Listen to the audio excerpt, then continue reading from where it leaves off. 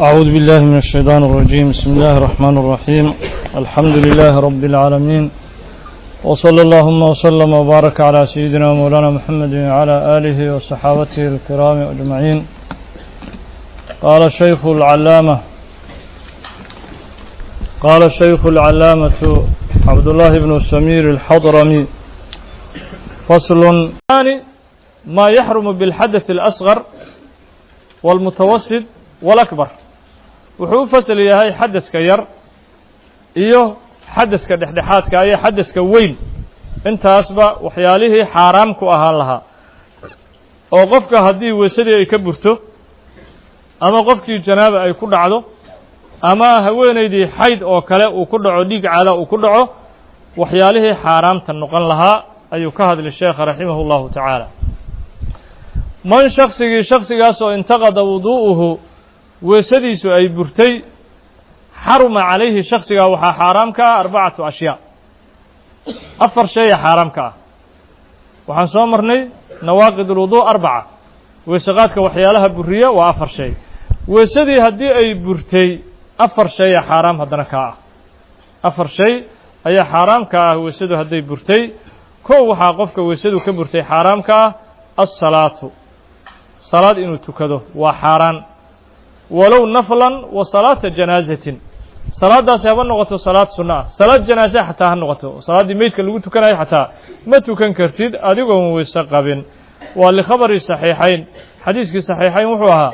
laa yaqbalu allahu salaata axadikum idaa axdatha xataa yatawadac. ilaahay ma aqbalayo qof adinka idinka mida salaadiisii haddii weysadu ay ka burto xataa yatawadac, ilaa uu ka weyse qaato. marka waxaa weeye salaadaan weysaqaad loo qabin ma ansaxayso. xadiiska bukhaari iyo muslim iyo tirmidi, abu daawuud iyo imaam axmed intaba xadiiska way wariyeen. asalaatu, salaadii ayaa xaaraam noqonaysa. waxaa kaloo la mida sujuudu tilaawaha, isaguna waa la mid oo markii qur-aanka la akriyo meelaha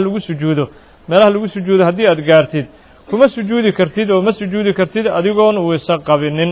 oo macna salaadu isaguna la mid yahay oo salaada macnaheedii ayuu la mid yahay. waxaa la mid noqonaya sujuudu shukri, waa lagaa farxiyey. qofka haddii laga farxiyo inuu sujuudu shukri ilaahay u sujuudaa sunno ah,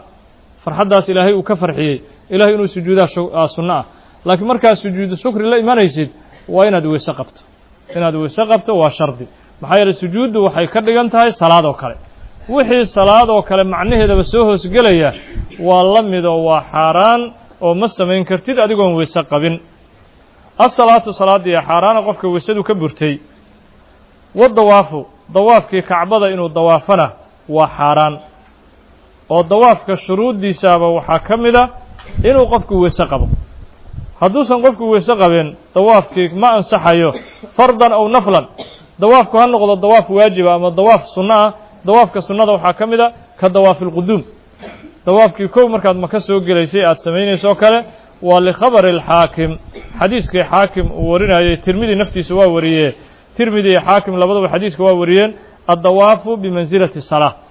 wuxuu yihi rasuulku sala allahu calayhi wasalam, dawaafku wuxuu la mid yahay salaada, ilaa ana allaha axalla fiihi nudqa, faman nadaqa falaa yandiq ilaa bikhayr. wuxuu salaada uga duwan yahay waa lagu dhex hadli karaa, ee qofkii dawaafka ku dhex hadlayow khayr ma ahane wax kale ha sheegin. dawaafka qofka ku dhex hadlayow khayr maahane wax kale ha sheegin uu rasuulku sala allahu calayhi wasalam. marka dawaafku salaaddii uu la mid yahay oo isagana weyse la'aan ma ansaxayo, waana xaaraanba. kacbada ilahay in la dawaafo waa xaaraan weyse la'aan. wa masu lmusxafi, kitaabka qur-aan taabashadiisii ayaa xaaraan ah. kitaabka qur-aan in la taabto waa xaaraan qofku isagoon weyse qabin. waxaana tusinayo daliil u ah xadiiskii imaam maalik iyo daara qudni ay warinayeen, xaakimna uu saxiix yeelay, wa aqarahu dahabiyu calaa dalik. imaamu dahabina uu ku taqriiriyey tasxiixa xaakim maadaama xoogaa nooc tasaahula uu ku jiro axaadiista uu tasxiixiyo. imaamu dahabi raximahu llahu tacaala xadiiskan waa ku waafaqay inuu saxiix yahay. xadiisku wuxuu ahaa: laa tamasa alqur'aana ilaa wa anta daahir, qur-aan ha taabanin adigoo daahira maahani. xadiiska maalik iyo daara qudni ayaa wariyey, xaakimna wuu saxiix yeelay, dahabina wuu ku raacay xadiiska inuu saxiix yahay. laa tamasa alqur'aana, qur'aan ha taabanin ilaa wa anta daahir, adigoon daahir ahayn قرآن هتابن رسولك صلى الله عليه وسلم وبارك عليه ولذلك قفك أسقون وسقب مصحف كي متابن كرو مركب مصحف وحلو لجدا هو كل ما كتب عليه قرآن ووحو البا قرآن لغو قرأي كتابك مصحف كليه شرط معها هذه اللوح دي قرآن كلغو قرأي اللوح قرآن كو قرآن يهي وكلا والله مصحف كتابك كليه ورقدها شرط معها اللوح هذه لغو قرأ اللوح قرآن كو قرآن يهي متابن كرتيد أديقون ويساقبين للدراسة أنا الله قرأي وحا لغا برت لغا دراسي ولو عمودا تير بها لغو قرأ قرآن أو لوحا أو جلدا مقار هلغو قرأ أو قرداسا أو ورقد هلغو قرأ وخرج بذلك وحا بحي التميمة حرسيغا بحي وهي ما يكتب فيها شيء من القرآن للتبرك وتعلق اللغو حرايو لغا الله دينايو على الرأس مدحا مثلا وحرسيغا استابشديسو iyo xambaaridiisu qofkii isagoon weyse qaban uu iska taabto iska xambaaro waxba shardi ma aha maxaa yeelay isaga daraasad looma qorine sababta loo qoray waxay ahayd in qofka ilaahay ku caafiyo quraankaas daawo ahaan waa daawo loo qoray isaga in la daraaseeyo oo wax laga barto looma qorin falaa yaxrumu masuha wala xamluha in la taabto taasi xaraan maaha in la xambaarana xaraan maaha ma lam tusamma hadaan lagu magacaabin musxafan curfan xagga caadada ee dhaqanka hadii aan musxaf la dhahayn oo xirsiba la leeyahayba marka quraankaas lagu daawo ahaan loo qoray isaga waa la taaban karaa marka masul mushaf maadaama la yiri iyo waxamluhuna waa lamid waxamluhuna waa xaraan mushafkii xambaaridiisi marba hadii taabashadiiba la diiday xambaaridiina waa min baabi awla illa fi mataa'in fayahillu hamluhu ma'ahu tab'an lahu idha lam yakun maqsuudan bil hamli wahdahu laakiin haddii musxafkii boorso kale uu kugu dhex jiro boorsadii dhara ku jira waad xambaari kartaa oo musxafkii haddii markaa wuxuu taabicu yahay iska raacsan yahay alaabtaasu taabiiciya waxa la diidi keligii inaad qaado laakiin haddii alaab ay kugu jirto boorsadii dhara kugu jira waxyaalo kale maacuna kugu jirta musxafkiina dhinacu boorsada ugu jira markaas adigoon weyse qabin waa xambaari kartaa maxaa yeelay musxafka keligiis in la qaado ayaa la diidi oo la xambaaro laakiin haddii alaab markaas lala xambaaro maqsuudna asagu uusan ahayn oo xambaaridda asaga aadan u niyeysan markaas waxa weeye waa saxiix oo xambaariddu markaa way ku ansixiyo waa ku xalaal inaad xambaarto wa xamluhu xamlu lmusxafi musxafkii xambaaridiisiina waa xaaraan marka musxaf waxaa jira hadda soo baxay oo la yidhaha almusxaf alelektroni musxaf electroni midkan la yidhaha waa midkan jawaalaadka ku jira mobilada ku jira waa musxaf wuxuu ka mid yahay waxyaalaha la yiraaho fiqhu nawazil ama alqadaaya almucaasira ay dhahaan waxay yiraahaan fiqhu nawazil ama alqadaaya almucaasira waa masaa'il casrigan timid oo kutubtii hore aysan ka hadlin kutubtii hore kuma hadlaan marka fiqhu nawazilka mar walbaba haddii mas'alo kutubtii hore aysan ka hadlin adduunka ay timaado waxaa loo bandhigaa qawaacidkii hore maadaama kutubtii hore aysan ka hadlayn culimmadii hore qawaacidkoodii iyo qawaacidkii hore u qornaa baa loo bandhigaa marka waxay ka mid tahay masaa'il badanoo waxaa yimid adduunka hadda soo cusboonaado waxaa jira tabaadul alarxaam wax la yidhaaha yimid riximkii oo la kala bedelanayaa yimid oo islaantan la leeyahay ilmagaleenkaagu riximkaagu carruurtii awood uma laha inuu koriyo inuu kobciyo awood uma laha marka ay caariyeen dhakhtaray u tegayaan riximka ilmagaleenkii naagtan waa laga baxsanaa waa laga caariyeysanaa tan kale riximkeedaan loo gelinaa ilaa 2 daad 3 daad markay ku soo dhasho ayay haddana meeshii loogu bedelay qaado sidii marada loo kala caariyeysto kale marka masaa'il noocaas ah hadda yimid oo waxa weeye masaa'ilka noocaas oo dhan waxay culimadu u yaqaanaan alqadaaya almucaasira ama fiqhu nawazil waa wax yimid oo kutubtii hore aan lagu arki jirin bunuuga jira bunuug la yiraahdo bunuug kulmaniya jira oo manidii bangiyo loo furtay jira oo la leeyahay hal kaydsado manidii la kala iibsanayo qofka codka qurxoon iyo qofka geesiga iyo manidii intuu bangi dhigto oo laga iibsanayo la leeyahay wiil geesi ah ay dhasho islaamiga isku talaalayaan ayaa jira Yurubka ka jira bunuug kulmaniya la yiraahdo waxyaalahaas oo dhan waxyaalo lala yaabay oo casrigan yimid oo la yiraahdo alqadaaya almucaasira ama alfiqhu nawazil la yiraahdo waxaas oo dhan waxay u baahan yihiin in la waafajiyo kutubtii hore wixii ku qoraa in la waafajiyo kan marka mas'aladan iyaduna almushaf electroni mushafka electroniga ah oo markaas yaani qofkii uu jawaalkiisa mobilkiisa uu ku shubanayo waxa la fiirinaa xugum ahaan waxa jawaalkaaga iyo mobilkaaga ku jira musxafka qoraallo kale waxaa jira qofku waxaa dhici karta daatooyin kale inay ugu jiraan yacni mobilkiisa inay daatooyin kale ugu jiraan ayaa dhici karta oo waxyaalo badan oo softyaal badan oo soo degsaday ayaa dhici karta inay mobilka ugu jiraan softyaal fara badan oo qofku soo degsaday oon quraan ahayn مثلا tafsiira ka buuxa xadiisa ku jira kutub ahkaamaha ku jira luqad carabiya ku jira haddii soft badan ay kuugu jiraan musxafkii weesalaan waa la qaadi karaa maxaa yeelay waxaa ka badan quraankii waxyaalaha kale oo mobilkii kuugu jira laakiin haddii mobilkii uu kuugu jiro softiga aad soo degsatay ee quraanka ah uu ka badan yahay waxyaalaha kale kuugu jira markaa weesalaan lama taaban karo maxaa yeelay wuxuu yeelanaa macnihii musxafka wuxuu qaadanaa xukunkii musxafka waxaa jira nadwo lagu qabtay hadda ka hor waddankan qaahira ka dhacday oo looga hadlay yacni musxaful electronic xukunkiisa culimmadu ay uga hadleen muxuu yahay xukunkiisa marka musxafka electroniga haddii la yidhaaho yacni lama qorin oo qad iyo qalin inta loo qaatay lama qorin taasu kama bedelayso xukunkii musxafnimada xukunkeedii ka bedeli mayso maxaa yeelay xilligii nabigaba sala allahu calayhi wasalam wax lagu qori jiray oo qur-aanka lagu qori jiray iyo habka annaga hadda qur-aanku noogu daabacan yahay isma lahayn iyo qaabkii waxyaaluhu ku qoraa nabiga calayhi salaatu wasalaam wakhtigiisii qur-aanku wuxuu ku qoraa geedaha timirta salkooda geedaha salkoodu ku qoraan jiray alwaaxyuu ku qoraan jiray iyo looxow ku qornaan jiray haddaan nidhaaho marka ka warran hadda kombiyuutaraa lagu soo daabacay musxafkii warqadaa lagu yeelay xukun gooniya ma yeelana warqaddaas ma ka beddelaya xukun gooni ah ma yeelanayso xukunkii waa isla meeshii haddii marka musxafka qur'aanka ama alwaax ha lagu qoro ama geed salkii ha lagu qoro ama intaa softi laga dhigo daato yacni ha lagu soo seefgareeyo markaas jawaalaadka iyo mobeelada ha lagu soo shubo waa isla mid waa isla mid waa xukunkii qur-aanku qaadan waxyaalaha dabdabaadka oo kombiyuutarku markaas lagu soo dejiyey oo qoraalku uu qoraayo maadaama sidii qur-aankii loo akhrisan karo oo hal xaraf uusan ka maqnayn oo hal shaqal uusan ka maqnayn bal xataa uu ka fudud yahayba oo xagga isticmaal ahaanba uu uga fudud yahay xukunkii musxafka ayuu qaadan markaasoo in la xushmeeyo oo musqulaha aan lala gelin oo iyadoon daahir ahayn qofka uusan qaadin ayaa markaas laga maarmaan ah wayaxrumu waxaa xaaraam ah cala aljunubi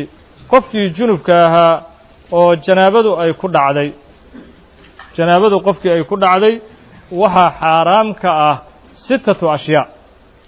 6 shay ayaa xaaraam ka ah junubka waxaa loola jeedaa waa qofkii waxyaalihii qubeyska waajibinaya ay ku dhaceen oo hore usoo marnay waxyaalihii qubeyska waajibinaya oo maniya maalan ka timid haweentiisii maaragtaahay la kulmay ama maaragtahay islaantii ayaa sidaas oo kale ninkeedii ula kulantay waxaa junubka ama qofkii keligiisba maniyu ka timid isagoon waxba qofna la kulmin ayaa maniyu ka timid wayaxrumu waxaa xaaraama cala aljunubi qofkii junubka ah waxaa xaaraam ka ah 6 ashyaa 6 shay xaaraam ka ah as-salaatu salaadiya xaaraam ka ah qof janaabo qaba salaadu ma ka ansaxayso waana xaaraanba inuu tukado qof janaabo qaba ilaa uu soo qubaysto uu soo weyse qaato lilxadiis xadiiskii waxaa u daliila laa yaqbalu llahu salaatan bigayri tahuur walaa sadaqatan min guluul ilaahay salaad ma aqbalo dahaaro la'aan sadaqana ilaahay ma aqbalo oo min guluul guluul waxaa loola jeedaa xaaraam ah sadaqo xaaraamana ilaahay ma aqbalo salaad aan dahaaro lagu tukanayna ilaahay ma aqbalaayo subxaanahu wa tacaala wadawaafu dawaafkii ayaa xaaraam ka ah haddee dawaafkii qofkii weysadu ay ka burtay kale ah ayaaba laga xaaraam yeelay maxaad u malayn qof janaaba ku dhacday waa likhabari alxaakim xadiiskii xaakimaa u daliila addawaafu bilbeyti salaa dawaafka beytka ilaahay la dawaafayo waa salaadoo kale wey qofka janaabada salaada waa xaaraamay ka ahayd dawaafkuna waa sidaas oo kale xaaraam wey wa masul musxafi kitaabkii qur-aan taabashadiisii ayaa xaaraam ka ah qof janaabo qaba wa xamluhu xamlu lmusxafi musxafka xambaaridiisii ayaa xaaraan ka ah qof janaabo qaba kitaab qur-aan inuu taabto ama uu qaado xambaaro waa xaaraan walubthu ku daahidiya xaaraam ah filmasjidi masjidka dhexdiisa uu ku daaho qofku masaajidka intuu albaabkan ka soo galo albaabka kale waa ka bixi karaa laakiin masjidkii inuu ku daaho muddo uu joogo waa xaaraantaas oo taasi waxay meelka dhacay ku noqonee masaajidka ixtiraamkiisii iyo xushmadiisii ayay meelka dhacay ku noqon markaa wa huwa maa wuqifa lisalaad masjid waxaa loola jeedaa wixiiba loo waqfay salaad ahaan walow kaana lubthu biqadri duma'niina daahidda uu ku daahayo wax dheer shardi ma aha qadarkii salaada lagu xasili jirayba hadduu xataa ku daaho waa ku dembaabi masjidkii oo qadarkii rukuuca lagu xasili jiray ama qadarkii sujuudda lagu xasili jiray xataa hadduu ku daaho laa cubuuruhu cubuuru lmasjid masaajidka inuu iska dhex maro xaaraan ma aha wa huwa adukhuulu min baab waalkhuruuju min aakhar albaabkan uu ka soo galay kan kalena wuu ka baxay bikhilaafi ma idaa lam yakun lahu masaajidka hadduusan lahayn ilaa baab waaxid laakiin masaajidku hadduu hal albaab leeyahay haddee markaas waxaa imanaysa daahidiya imanayso markaas masaajidkii maba soo geli karo fayamtanicu adukhuul inuu soo galo ayaa markaas xaaraama ama taradudu inuu masaajidka ku dhex laalaabto fa innahu xaraam qofkii janaabada qaba masaajidka inuu ku dhex laalaabtana waa xaaraam kalmugthi ku daahidii la mid tahay qaala tacaala ilaahay wuxuu yidhi laa taqrabu الsalaata wa antum sukaara xataa taclamuu ma taquuluun walaa junuban ilaa caabirii sabiilin idinkoo janaabo qabana masaajidii uma dhowaan kartaan ilaa caabirii sabiilin jidka masaajidka kuwa iska maraya inaad tihiin maahane xataa takhtasiluu ilaa aad ka soo qubaysataan wa qiraa'atu اlqur'aan qeybta lixaad ee junubka xaaraamta ka ah waa qur-aanka akhrintiisii qur-aanka inuu akhriyo qof janaabo qabta waa xaaraan ilaa waxyaalaha qur-aanka adkaarta loo adeegsado culimmadu waxay ka soo reebeen oo fuqahadu ay ka soo reebeen qur-aanka adkaarta loo adeegsanayo qofku markaas waa akhriyi karaa isagoo xijaab iyo dikri markaa ula jeeda oo tusaale ahaan qofkii asagoo janaabo qaba ayaa markaa cunto loo keenay bismi illaahi raxmaani raxiim waa dhihi karaa cuntada waa ku bilaabay bismi llahi raxmaan raxiim ayuu ku bilaabi karaa markuu maalan uu korayo gaarigiisa uu korayo oo kale subxaana aladii sakhara lanaa haada wamaa kunaa lahu muqriniin oo kale aayaddaas oo akhrisan karaa xataa isagoo janaabo qaba markuu uu korayo gaarigii maxaa yeele waa qur-aan loogu talagalay adkaar qur-aanka marka adkaarta uu akhrisan karaa biqasdi addikri isagoo dikri markaa ula jeeda laakiin qur-aan ahaan qur-aan aan adkaar ahayn ma akhrin karo isagoo junub ah wa qiraa'atu lqur'aani qur-aanka akhrintiisii ayaa xaaraan ah wayaxrumu waxaa xaaraam ah bilxaydi bisababi alxayd xaydka sababtiisii isagana waxaa xaaraam ku ah 10 ashyaa 10 shay gabadhii dhiigga caadadu ay ku dhacday gabadha iyadana waxaa xaaraam ka ah 10 shay as-salaatu salaad inay tukato waa xaaraan hadday isku daydana salaadu maba ka ansaxayso waa ku dembaabiba waa ku dembaabi qofka hadday salaad tukato iyadoo dhiig qabta ilaa xadiiskii caaisha wuxuu ahaa kunaa nu'maru biqadaa'i الsawm walaa nu'maru biqadaa'i الsalaa waxay tihi umuna caaisha waa xadiiska imaamu muslim iyo kayrkiisuba ay wariyeene annaga waxaa nala amri jiray soonka inaan soo qadayno markii dhiiggu nagu dhaco laakiin nalama amri jirin inaan salaada soo qadayno oo salaaddu waajibkuma aha inay soo qadeeyaan xilliga dhiigga caadada ay qabaan salaaddii ka tagtay dib u soo qadaymaayaan laakiin soomka bis ayaa nala amri jiray tiri umuna caaisha inaan soo qallayno wadawaafu dawaafkii isaguna waa xaaraan haweenayda dhiigga caadadu hadday ku dhacdo inay dawaaf yacni samayso oo kacbadii ay dawaafto ama ha noqdo dawaafkii sunnada ah sida dawaafulquduum ama dawaafkii rugniga ah sida dawaaful-ifaada oo kale ama dawaafkii waajibka ahay sida dawaafulwadaaci oo kale ayu dawaaf oo dhan ma samayn karto qofku marba hadday xaa'ido tahay oo dhiigba ay qabto haweenku marka hadday xajka aadaan oo dhiiggu uu ku dhaco haddii markaas way ka joogsanayaan dawaafkii markay soo daahir noqoto ayay iska dawaafi markaasay soo qubaysato oo ay soo weysaysato dhiiggu ka istaago markaasay dawaafka ay iska samayn maxaa yeeley dawaafka oo dawaafu rugniga la yidhaaho oo maalinta 10aad bisha carafo bisha dilxija 10keeda dawaafka la samaynaayo kaas maba ka tegaayoba hadday meesha iska joogto hoteelkeeda iska joogto 10 maalmood 2 bilood ka bacdi sanad ka bacdi waa dawaafi kartaa 20 sano ka bacdi xataa way dawaafi kartaa ma tegaayo ilaah baa u daruureeyey subxaanahu wa tacaala wax kaa tegayo aad dhehayso war maaragtaa xajka dhan amuu iga baaba'aa oo intaan hoteelka ku sugayo dhiigga intaan qabo amuu xajku maaragtaa iga tagaa xajkayga eber noqdaa wax eber kaa noqonaya ma ah dawaafka dawaafu rugniga wakhtiba ma lahaba iska soconaa weliba marka markay tartiibtaada dhiiggu kaaga go soo qubaysato soo weysaysato markaa kabacdi ayaad iska samayn dawaafka dawaafu rugniga wa masul musxafi kitaabkii qur-aan taabashadiisii ayaa xaaraan ah wa xamluhu xamlu lmusxafi kitaabka musxafka ah xambaaridiisii ayaa xaaraam ah waxaa kaloo haweenayda xaaraamka ah kitaabka qur-aan inay taabato iyo inay kitaabkii qur'aankaa xambaarto maadaama dhiiggu uu ku dhacayo dhiigga caadaa ilaada ama dhiiggii nifaaskuna waa la mid hadday umul tahay oo dhiiggii nifaaska uu ka socdo isaguna waa ku xugum wallubthu ku daahidii ayaa xaaraan ah filmasjidi masaajidkii dhexdiisii inay ku daahdo iyaduna waa xaaraan wa mithluhu ataraddud waxaa la mida inay maaragtaa ku laalaabatana waa la mid oo masaajidka dhexdiisii ay ku laalaabato waa liqowlihi nabiga qowlkiisa salى الlahu عalيه wasalam laa uxilu اlmasjida lixaa'idin walaa lijunub nabiga calayhi الsalaatu wasalaam wuxuu yidhi masaajidka anugu xalaal uga dhigi maayo u xalaal yeeli maayo haweeney dhiig qabta iyo nin qof janaabo qabtaba qof kastoo janaabo qaba iyo haweeney dhiig qabtaa masaajidka xalaal uma aha rawaahu abu daawuud can caaishata radi allahu tacaala canha waxaa xadiiska wariyey abu daawuud min xadiisi caaisha wa qiraa'atu اlqur'aani qur'aankii akhrintiisii ayaa ka xaaraama haweeneydii dhiigga caadada qabtay maxaa yeelay xadiiskii wuxuu ahaa tirmidi laa taqra'u alxaa'id wala aljunubu shay-an min alqur'aan haweeneyda xaa'idada ah iyo kii junubka ahaa labadooduba ma akhrin karaan shay qur'aanka ka mida akhrajahu tirmidiyu fii sunanihi waa xadiis imaamu tirmidi uu sunankiisa uu ku soo saaray wa xasanahu alxaafidu almandari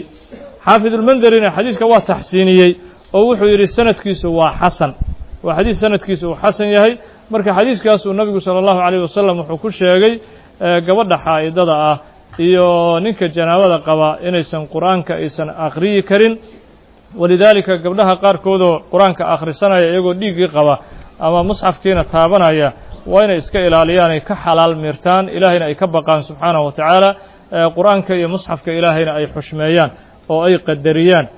maxaa yeele salaadiyaa lagu diiday dawaafkiyaa lagu diiday ninkii inaad la seexato oo isticmaal aad samaysaan ayaa laydiin diiday intaasoo dhan waxaa ka fadli badan qur-aankii intaasoo dhan oo la diidayo qur-aankiiaba ka sarreeyaba oo ka fadli badan marka waa inay xushmeeyaan ay qadariyaan waalkhuruuj min alkhilaafi mustaxabun masalada hadday khilaafiyo tahana in khilaafka dhanba laga fogaado sidaasaa wanaagsan marka qur-aankuna hadde kuma lumayo oo 6 maalmood iyo 7 maalmood oo gabadhi dhiigu hayo intaasoo qur-aan kuma lumayo qaarkood waxay ku leeyihin qur-aankaa naga lumaayo 6 maalmood may qur-aan ku lumayo haddaba intay daahir yihiin waxaa laga yaabaa 6 maalmood ee ka badan inaysa qur-aanka ay moog yihiin ayaa dhici karta aysan akhrin qofka saa ku dhahay walidaalika waxaa weye 6 maalmood waxaa la mida qur-aan kuma dhumaayo midda kale qur-aanka xataa haddaad ka baqaysid inuu kaa lumo hadda mimerigaaga kuugu jira teleefonka kuugu jira iska daaro oo dhegayso mimeriga dhegtaas haddaad yacni aayadda aad ku celcelisid oo qur-aanka aad dhegaysanaysid ama qalbiga aad ka akrinaysid oo qalbiga aad uga fekeraysid ama dhegaha aad ka dhegaysanaysid waa xalaal oo qur-aankii taasuusan yacni ku adkayn kartaa inuusan kaa lumaynin waalmuruuru maritaankii ayaa xaaraana fi lmasjidi masaajidka dhexdiisa inay marto ayaa xaaraama haweeneydii oo haweeneydii dhiigga qabtay aan ka moodni wasawmu soomkiiya xaaraamka ah haweeneydii dhiigga caadada qabtay inay soomto waa xaaraan xilligaa marka soomka maalmaha ka tegey inay soo qadaydana haweeneydaas waa waajib maxaa yeele xadiiskii hadda umuna caaisha imaam muslim iyo kayrkiis ay warinayeen oo ay lahayd waxaa nala amri jiray inaan soo qadayno soomka aan soo qadayno laakiin salaadda inaan soo qadayno nalama amri jirinay tiri umuna caaisha waddalaaqu furiinkiina waa xaaraan haweeney iyadoo dhiigle in la furo waa xaaraan wa huwa min alkabaa'ir dembiyada waaweyn ayuuna ka mid tahay rag badan waxaa jira aan masaladanba ku baraarugsanaynoo markii madaxooda uu ku soo dhaco uun furiinku iska rida oo wakhtiga ay ridayaan iyo xaaladda ay ku sugan tahay gabadha ay furayaanba aan fiirinaynaa jira maskaxda ma ku soo dhacay iska fur oo ilahay aan ka baqayn subxaanahu wa tacaala waana kabaa'irta dembiyada waaweyn oo ilaahay looga fogaanayo wey maxaa yeelay ilaahay subxaanahu wa tacaala wuxuu leeyahay fadalliquuhunna liciddatihinna haweenka fura marka ay ciddada gelayaan gabadhii iyadoo dhiig qabta haddii aad furtid ciddo ma gelayso maalmaha dhiiggu uu socdoo dhan cidda kuma socoto cidda goormay bilaaban markay dhiigga ka qubaysato kabacdi ay cidda kow la leeyahay bilaaban marka maalmahaas waxaa weeye maalmo ka khasaaray oo adigiina yacni aad furtay ciddana aysan u bilaabanaynin walidaalika waxay ka mid tahay dembiyada waaweyn oo halista ah ilaa laakiin culimmada fuqahada waxay ka soo reebeen 7 mas'alo 7 mas'alo waxaa jira gabadha iyadoo xayd qabtaa oo dhiiggii caadada uu ku dhaco markaas in la furi karo oo maalan hadduu yacni dalaaqii uu shardi uga dhigay marka xaydku gebagabada yahay oo xaydku sii dhammaan rabo oo wuxuu yidhi tusaale ahaan anti daaliq fii aakhiri juz'in min xaydik xaydkaagu markuu gebagaba yahay ayaad furantuu yidhi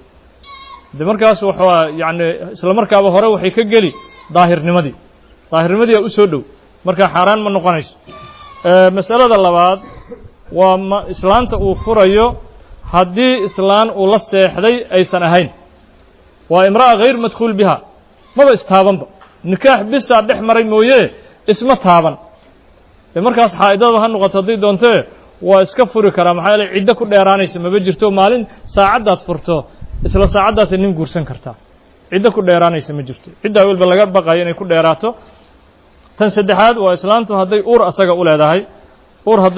islaantu hadday uur leedahay hadday isla markaasiba ciddo iska dhex geli oo ciddada waxay ku geli uurka markay dhasho ayaa ciddadu mar walbaba u dhammaan lahayd tan afaraadna waxa weeye dalaaqa haddii iyadu ay codsato lacag ku iibsato iyadaa codsatayoo waa khuluc ay samaysatay waxay tihi intaasoo way ku dhibtootay ninka dhaqankiisii markaasi waxay tihi intaasoo lacagahan ku siina iska kayfur haddii iyaduba khuluc ay samaysay markaa dalaaqu xaaraan noqon maayo xataa xaa'idadaba ha noqoto maxaa yeele iyadaa raalli ku noqotay in ciddadu ay ku dheeraato kan shanaadna waxa weeye dalaaqu inuu ku dhacay iilaa uu ku dhacayo markii hore uu ka dhaartay 4 bilood iyo wax ka badan ayuu ka dhaartay oo 4 bilood iyo wax ka badan inuusan isticmaalaynin uusan la jiifanaynin uusan naagaysanaynin ayuu ka dhaartay muddadii 4 bilood ka badan markii la joogo ayuu waxay tihi war ama ii soo laabo oo dee ninka iyo naagta xaqa ay isku leeyihiin ii gud ama iska kayfur markaasuu sidaa uu ku furay markay dalbatay ka bacdi ayuu furay markaasna xaaraan noqon mayso waxaa kaloo la mida sidaas oo kale haddii dhexdoodii shiqaaq iyo khilaaf uu maro masalada lixaad haweenkii ninkii iyo naagtii isqabay hadday iskhilaafaan oo ay ka xaakim yeelato iyadu yacni qaraabadeedii mid ka mida isaguna qaraabadiisii mid ka mida uu ka xaakim yeesho oo xukunkii markaas laysku waafaqo